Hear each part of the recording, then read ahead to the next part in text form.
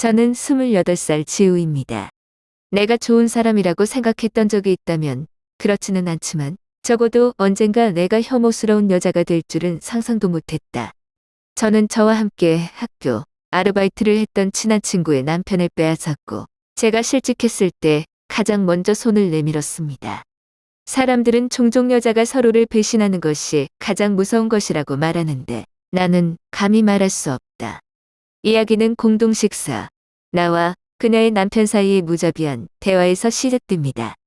처음에 나는 그를 아내와 아이들을 돌볼 줄 아는 성숙한 남자, 형으로 여겼다.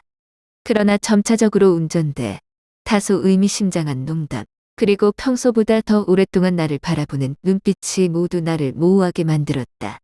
그냥 상상만 하고 있는 줄 알았어요. 나는 심지어 나쁜 생각에 스스로 웃었다. 그러나 나는 그가 또한 나를 관심하고 있다는 것을 발견했다. 우리 중 아무도 멈추지 않았다. 몰래 메시지부터 퇴근 후 몰래 데이트까지.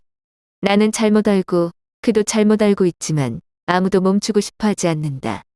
저는 친한 친구의 남편을 가장 비열하고 병적인 방법으로 사랑했어요. 절정은 내가 임신했다는 것을 알았을 때이다. 임신 테스트 막대를 잡는 순간 나는 기쁘지도 고통스럽지도 않다. 그냥 처려요. 아이는 어른들의 배신과 이기심에서 태어나서는 안 된다. 그래서 저는 제 스스로 병원에 가서 그 생명을 끊었습니다. 그를 포함해서 아무도 그 이야기를 알지 못했다. 나는 누구에게도 용서를 구하려고 말하지 않았다. 피해자 역할도 아니고. 저는 여성들이 잘못된 사랑과 사랑에 빠졌을 때, 잘못된 장소에 마음을 놓았을 때, 완전히 다른 사람으로 변할 수 있다는 것을 모두가 이해하기를 바랍니다. 나는 한때 내가 친절하다고 생각했지만 결국 나는 그 이상도 이하도 아닌 악당일 뿐이다. 가장 무서운 것은 다른 사람이 나를 판단하는 것이 아니라 나 자신도 나를 용서할 수 없다는 것이다. 현석, 내가 처음 사랑에 빠진 남자. 그리고 이 인생에서 나를 진흙탕 속으로 밀어넣은 남자.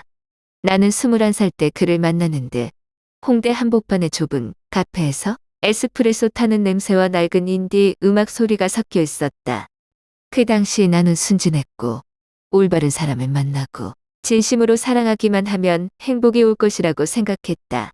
하지만 인생은 싸구려 드라마처럼 단순하지 않다. 나는 그날 그의 눈빛을 뼈저리게 새겼고 1년 후 그는 나의 가장 친한 친구인 은지의 공식 애인이 되었다. 은지가 팔짱을 끼고 환하게 웃으며 여기는 현석, 내 남자친구. 라고 소개한 순간 나는 좋은 친구 역을 소화했다. 입은 밝게 웃고 눈은 반짝이고 손은 은지의 어깨를 두드리며 오열했습니다. 세상에. 내 눈은 남자를 선택했어. 하지만 바로 그날 밤 나는 소주 3병을 한꺼번에 마셨고 세면대에서 피를 토했다. 토하고 웃고 눈물이 쏟아져 나올 정도로 웃고 목소리를 잃을 정도로 웃으며 스스로에게야 내가 뭘 잘못했는데 그렇게 악하게 놀았니? 라고 물었다. 사람들은 실현당하면 먹고 자고 나는 웃으면서 열정적으로 말한다.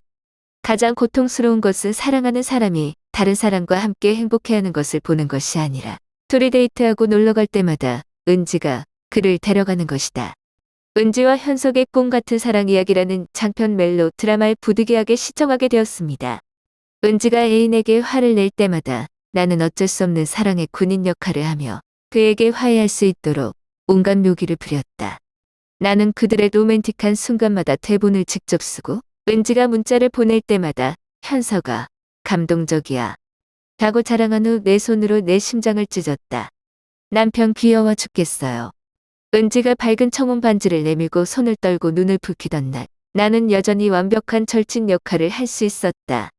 나는 붐비는 카페 한가운데서 그것을 껴안고 복권에 당첨된 것처럼 소리쳤다. 대박! 넌 곧 신부가 될 거야. 은지야. 하지만 집에 도착하자마자 문을 잠그고 현관 바로 앞에서 신발을 벗고 차가운 부엌 바닥에 앉아 소주 한 병을 따고 또 한 병을 더. 저는 배가 꽉 막힐 때까지 마시고 위가 수축할 때까지 마시고 목구멍에서 술과 피냄새가 날 때까지 마셨습니다. 나는 희망을 모두 없애기 위해 마시고 우연히 마주칠 때마다 그의 눈빛을 잊기 위해 마시고 내 안에 남아있는 마지막 친절을 다 마셔버렸다. 솔직히 말해서 잘못된 사람을 사랑하는 것은 충분히 비참하지만 친한 친구의 남편을 잘못 사랑하는 것은 정확히 스스로 기름을 붓고 가스라이터를 켜는 것이다. 나의 어리석음은 짝사랑이 아니라 내 인생의 이야기에서 희미한 조연으로 자신을 바꾸는 것이다. 나는 애가 자랑스럽다고 생각했고 알고 보니 술과 암묵적인 질투에 빠져 죽은 비참한 여자였다. 그 병적인 감정은 마치 중독자가 주사바늘을 껴안듯이 껴안았고 매일 조금씩 독을 심장에 주입했습니다. 그리고 더 이상 제 자신을 알아볼 수 없을 때까지요. 은지는 결혼식 후에 나를 더욱 신뢰했다. 그는 자주 나를 집으로 불러서 옛날에 우리 셋이 자주 모였던 것이 그립다고 말했다. 이제 결혼해서 친한 친구가 외로울까봐 두렵다. 저녁에 나는 다시 얼굴을 들고 바닥에 앉았고 은지와 함께 모든 안주를 보여주고 소주 몇 병을 따고 웃으며 땅에 있는 모든 것을 호호하며 새 영화, 갓 데뷔한 가수, 남편과 함께 잠자리에 들었다. 은지는 나한테 숨기는 거 없이 다 얘기해. 현석이는 어떤 키스를 좋아하고 어떤 로션 냄새를 싫어하며 어떤 속옷을 입고 자는지 이야기한다. 나는 모든 단어를 듣고 모든 세부 사항을 삼킨 다음 마치 내가 이 잘못된 사랑에서 주울 수 있는 유일한 조각들인 것처럼 조용히 머릿속에 쑤셔 넣었다. 저는 거기까지 고개를 끄덕이는 완벽한 절친 역할을 하고 현석은 맞은편에 앉아서 모범적인 남편의 모습을 유지하며 아내를 위해 음식을 집어주고 술을 따라준다. 우리는 은지가 모를 정도로 연기를 잘했고 술을 따르면서 우연히 손을 마주칠 때마다 내 손바닥은 차가웠고 우리의 시선은 곧 법정에 출두할 두 공범처럼 달라붙었다. 현석과 저는 그 느낌에 대해 서로에게 솔직하게 말한 적이 없지만 둘 다 이해합니다. 우리 사이의 지하 감전선은 오래전부터 희미하게 타오르고 불과한 점에 불을 기다렸습니다. 그리고 그 운명의 밤이 찾아왔습니다. 은지는 과음을 하고 바닥에 엎드렸고 입은 오래된 트로트를 불렀고 침은 소파 베개에 흘렀다. 현석과 나는 가만히 앉아서 오랫동안 서로를 바라보았고 나는 가슴이 북받칠 정도로 오랫동안 서로를 바라보았다. 아무도 아무 말도 하지 않았지만 둘 다 일어나서 침실로 걸어갔다. 그들의 웨딩 침대는 새로 세탁한 천 냄새, 은지의 익숙한 냄새, 그녀가 자기 전에 뿌리는 부드러운 에센셜 오일의 냄새가 그대로 남아있다. 저는 교회에 도둑처럼 걸어 들어갔고 떨고 흥분하고 겁에 질렸지만 멈출 수가 없었습니다.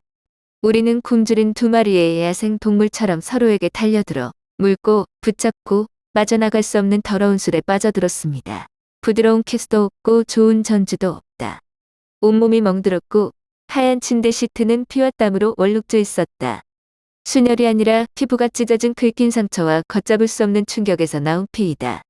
우리는 침대 머리맡에 걸려있는 웨딩 사진바로 아래 웨딩 침대에서 사랑을 나눴고 그곳에서 은지는 하얀 드레스를 입고 행복하게 웃었습니다. 둘 다 돌이킬 수 없는 경계선을 넘어섰다는 것을 알았지만 아무도 멈추고 싶어 하지 않았다. 다음 날 아침 은지는 잠에서 깨어나 눈을 비비고 침대 시트의 피자국을 보고 놀랐다. 그는 웃음을 터뜨리며 바닥에 주저앉아 한탄했다. 세상에, 나 너무 취했나 봐.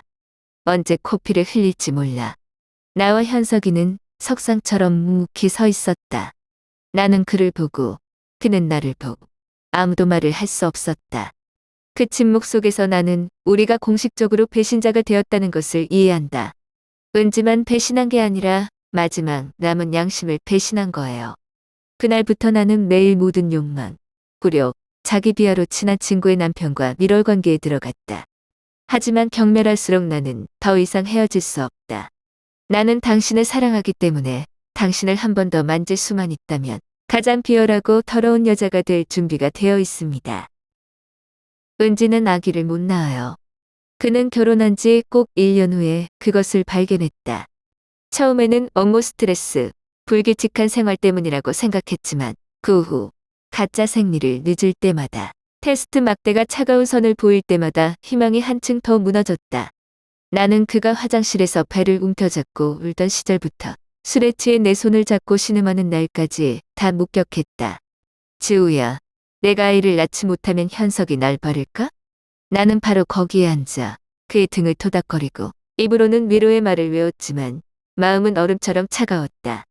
제가 불쌍하거나 경멸해서가 아니라 현석 씨가 은지 씨랑 아이가 필요했던 적이 없다는 걸 잘 알고 있기 때문에 그가 필요로 하는 것은 값싼 여관을 빌리기 위해 아내를 피할 때마다 내 몸에 미치는 광기이다.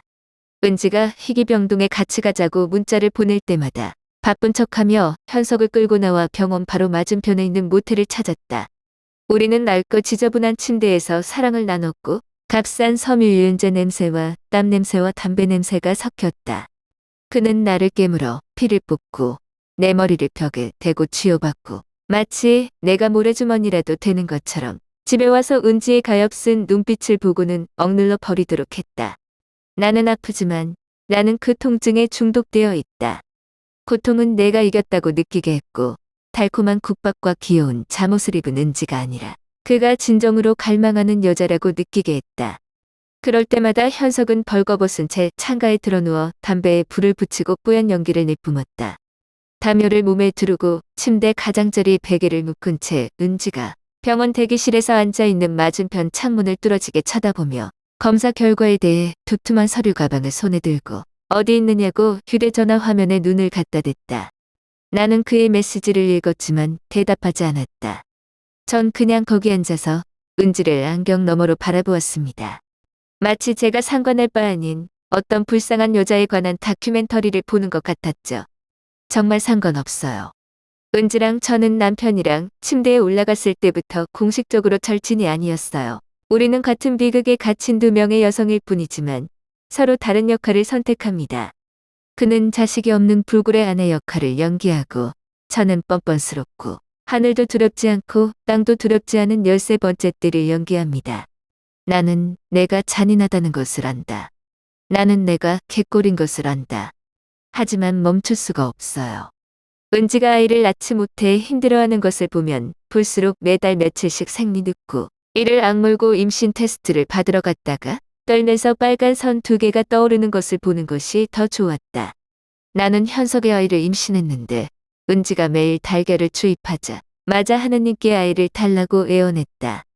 저는 임신했고 아무도 모르게 조용히 그것을 깼습니다. 나는 의사가 많이 묻지 않고 현금만 있으면 끝나는 교회에 있는 작은 산부인과로 자신을 안내했다. 초음파도 상담도 아량 몇 개, 차가운 침대 하나, 기계적인 끔찍한 흡입음. 1시간 후 나는 떠났고 배는 공허했고 마음도 공허했다. 이날 밤 현석은 또 은지가 내일 점심 약속인데 갈래? 라고 문자를 보냈다.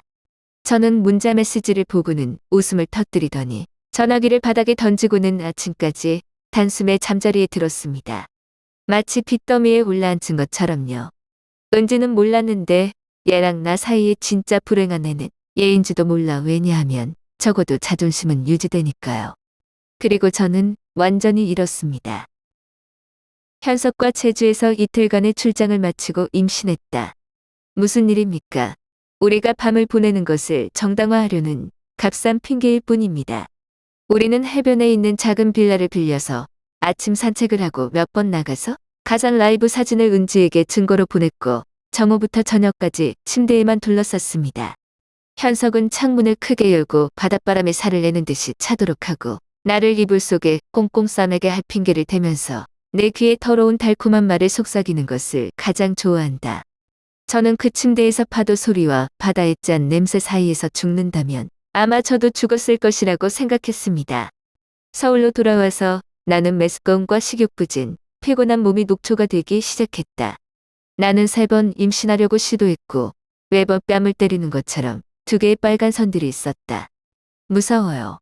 나는 감히 이 아이를 붙잡을 수 없다. 존재하지 않아야 합니다.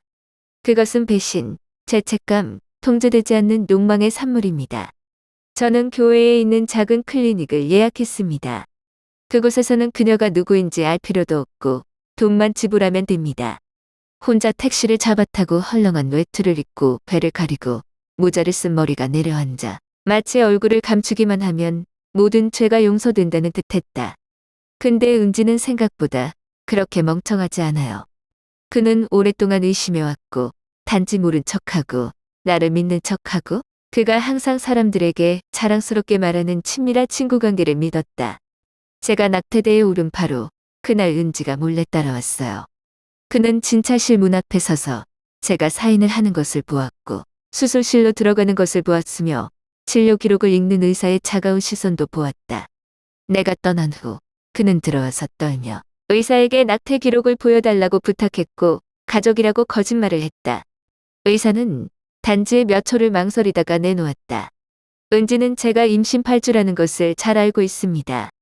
즉, 제가 제주 출장을 다녀온 직후에 저와 현석이가 바다 앞에서 밝게 웃는 사진과 함께 행복한 문자 메시지를 보내면서 아이가 형성되었다는 뜻입니다. 은지는 그 클리닉에서 10분 넘게 묵묵히 서 있었다. 의사가 도움이 필요하냐고 묻자 그는 고개를 저으며 밖으로 나갔다. 그는 나에게 전화하지도 않았고 그 순간 웃지도 않았다.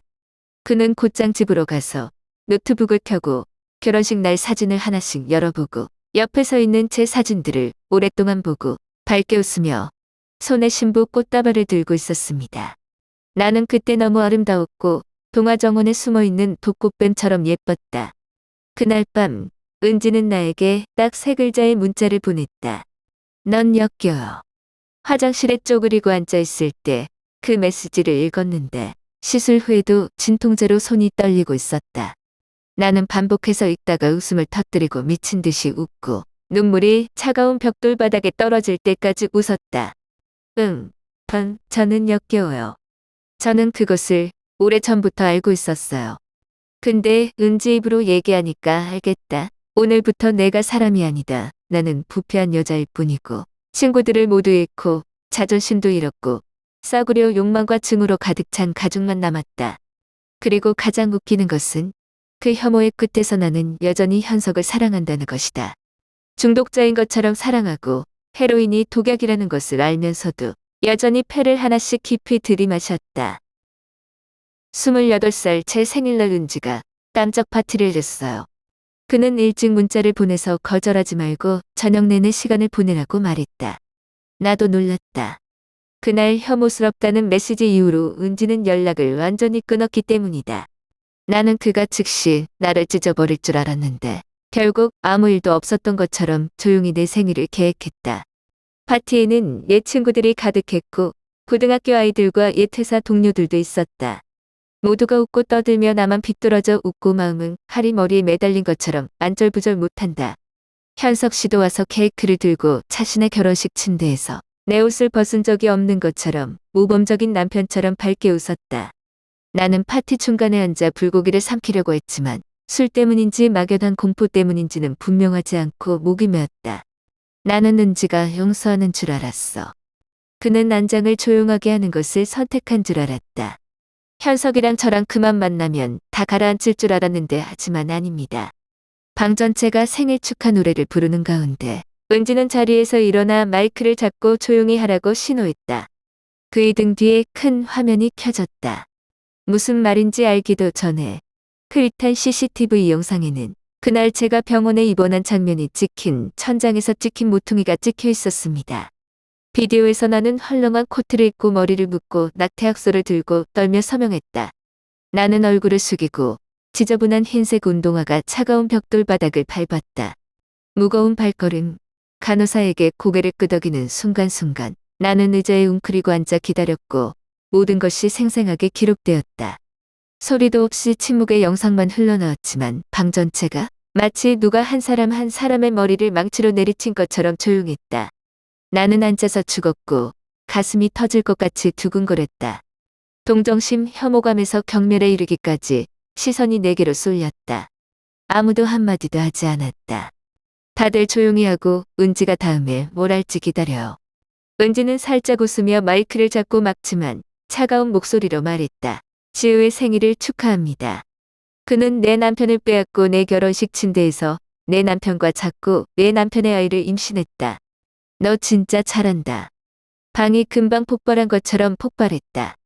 제잘거리는 소리, 급한 숨소리, 누군가가 입에서 욕설을 퍼붓는 소리, 모두 한데 뒤섞여 난장판이 되었다. 나는 벌떡 일어나 얼굴에 끓는 물을 끼얹은 것처럼 화끈거렸다.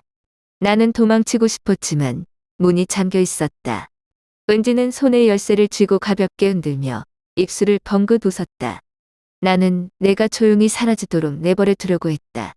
하지만 다시 생각해보니 내가 그렇게 끈적끈적하게 살았는데 내가 생일 선물을 조금 돌려주지 않으면 나도 내 자신에게 너무 잔인해.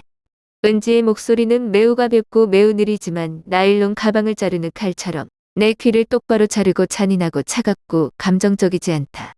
나는 현석을 바라보며 그가 뭐라고 말하고 설명하기를 기다렸지만 그는 가만히 서서 눈을 바닥에 붙이고 절단면에 핏방울이 남지 않았다. 나는 웃음이 터지고 흐느끼고 미친 사람처럼 웃고 눈물이 날 정도로 웃었지만 여전히 웃었다. 방 전체가 저를 쳐다보았습니다. 마치 괴상한 짐승 같았죠. 불쌍하기도 하고 경멸스럽기도 했습니다. 나는 내가 설탕이 다 떨어졌다는 것을 안다. 더 이상 아무도 내 편이 아니다. 나를 모텔 벽으로 밀어넣으며 사랑한다고 말했던 현석도 이제는 영혼 없는 시체처럼 서 있을 뿐이다. 나는 은지에게 돌아섰고 딱 한 문장을 말했다. 파티에 감사드립니다. 너는 내가 살 가치가 있다고 느끼게 해. 그리고는 고개를 돌려 서울 강추위 사이로 스스로 문을 열고 걸어나갔다. 뒤에서 은지의 목소리가 마지막으로 들렸다. 아, 지우, 걱정 마. 난 널 고소하지 않아. 너의 썩은 양심으로 널 살려두면 돼. 문이 닫혔다. 생일 파티는 끝났어요. 그리고 제 인생은 그 순간 공식적으로 잿더미로 변했습니다. 그 무시무시한 생일밤이 지나고 나서 현석이랑 저랑 끝인 줄 알았어요. 일주일도 지나지 않아 그가 나를 찾아왔다니 누가 생각하랴. 익숙한 카페나 로맨틱한 구석진 카페는 아니다. 제가 빌렸던 아파트 로비 바로 아래예요. 나는 진통제를 사러 나오자마자 얼굴을 들어 그가 문 앞에 서서 주머니에 손을 넣고 나를 전 애인을 오랜만에 보는 것처럼 보았다. 나는 웃음이 터지고 웃음이 아니라 자신이 너무 멍청하다고 생각해서 웃었다. 한번 더러워지면 끝까지 더러워지는 현석 같은 남자는 부끄러운 줄 알고 사라지는 법이 없다. 나는 아직 입을 열지 않았고 그는 즉시 누가 들을까 두려워하는 것처럼 작은 목소리로 물었다. 진짜 낙태했어? 왜 말 안 해? 나는 몇 초 동안 멍하니 서 있다가 폭소를 터뜨렸다. 지나가던 아줌마들도 쳐다볼 정도로 크게 웃었다. 눈시울이 뜨거워지고 목이 메일 정도로 웃었다. 나는 그 순간 비로소 이해했다. 현석이는 누군가를 진심으로 사랑한 적이 없어요. 난 사랑이 아니야. 은지도 사랑이 아니에요. 나는 그가 집밥에 실증이 날 때 스트레스를 푸는 자리이고 은지는 그가 처나무적 앞에서 걸칠 수 있는 도덕적 훈장이다. 저는 제가 가장 비열한 제3자라고 생각했습니다.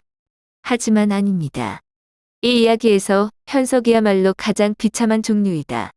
그는 아무도 사랑하지 않고 아무도 존중하지 않으며 여성을 두 가지 극단으로 생각합니다. 하나는 전시 아내가 되고 다른 하나는 스트레스를 풀기 위한 것입니다.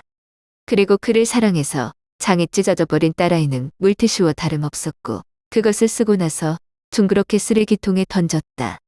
나는 걸어가 현석의 눈을 똑바로 쳐다보고 딱 한 가지 질문을 했다. 또 염치 없으신가요? 그는 침묵했다.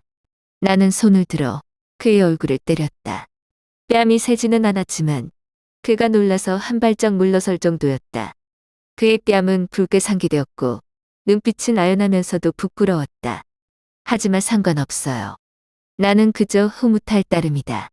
그 뺨은 나는 나만을 위한 것이 아니라 그를 하늘로 여겼던 바보 같은 은지를 대신해서 때렸다. 아직 형성되지 않은 아이를 대신할 뺨은 나에게 삶의 권리를 빼앗겼다. 수년 동안 어리석고 맹목적인 내 사랑을 때렸다. 나는 울지 않는다. 소리 지르지 않아요. 나는 싱긋 웃기만 하고 등을 돌렸다.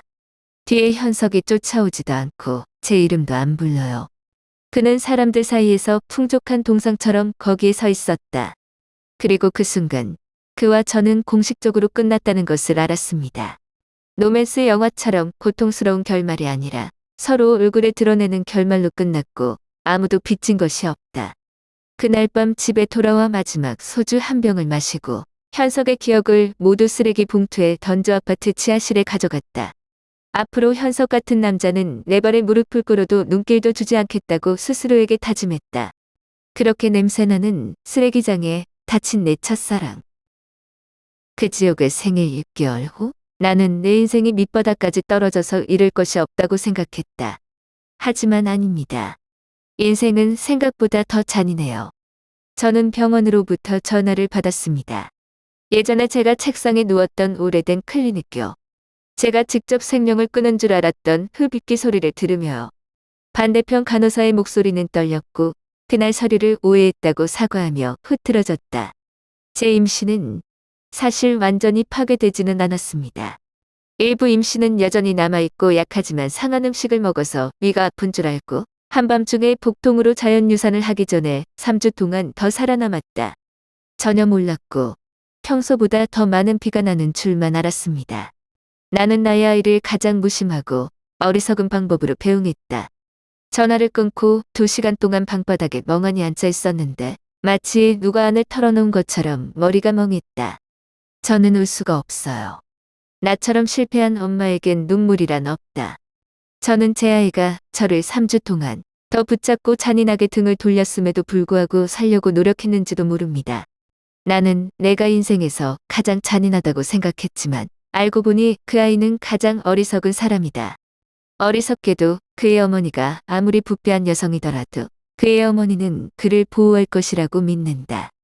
다음 날 나는 종이 상자를 집 앞으로 받았다. 발신인의 이름은 기재하지 않고 지우에게라는 몇 개의 낙서만 있었다.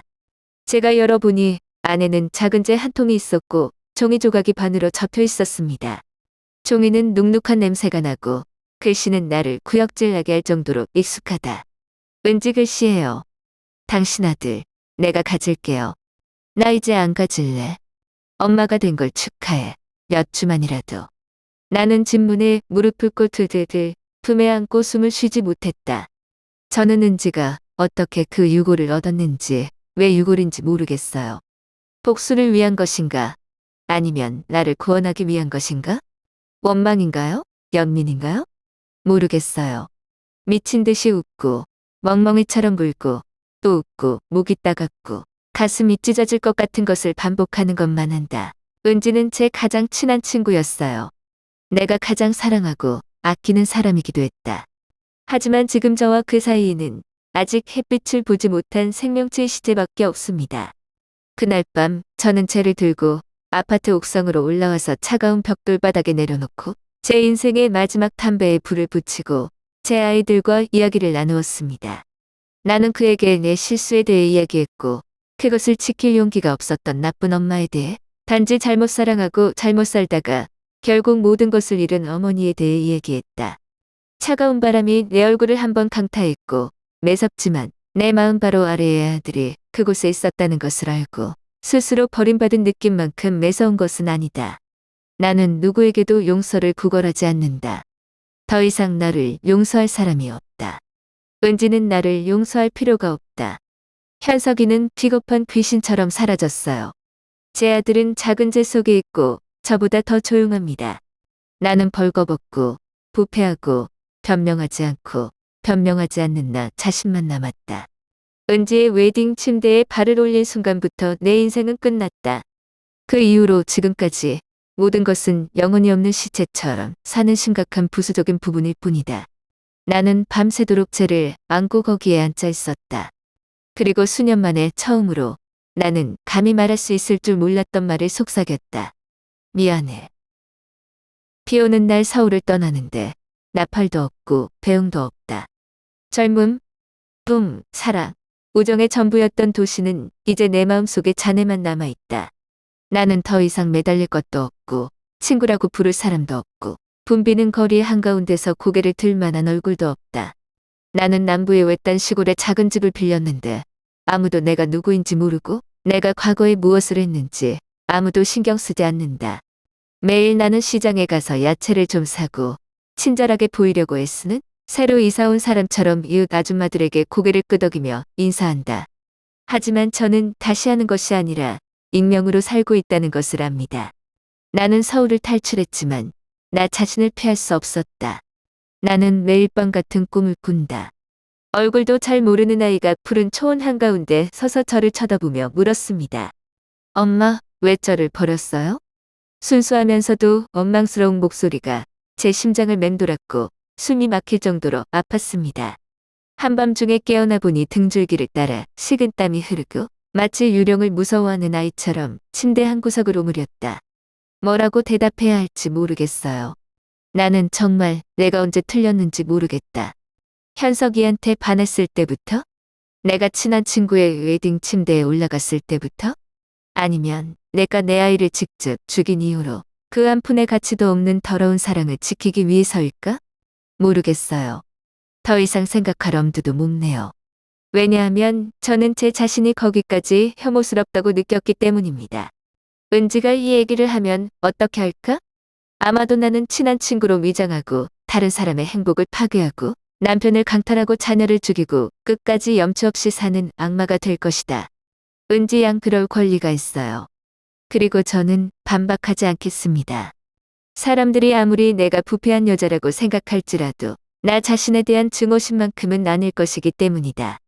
가장 역겨운 것은 은지를 배신하는 것도 낙태하는 것도 현석이랑 자는 것도 아니다.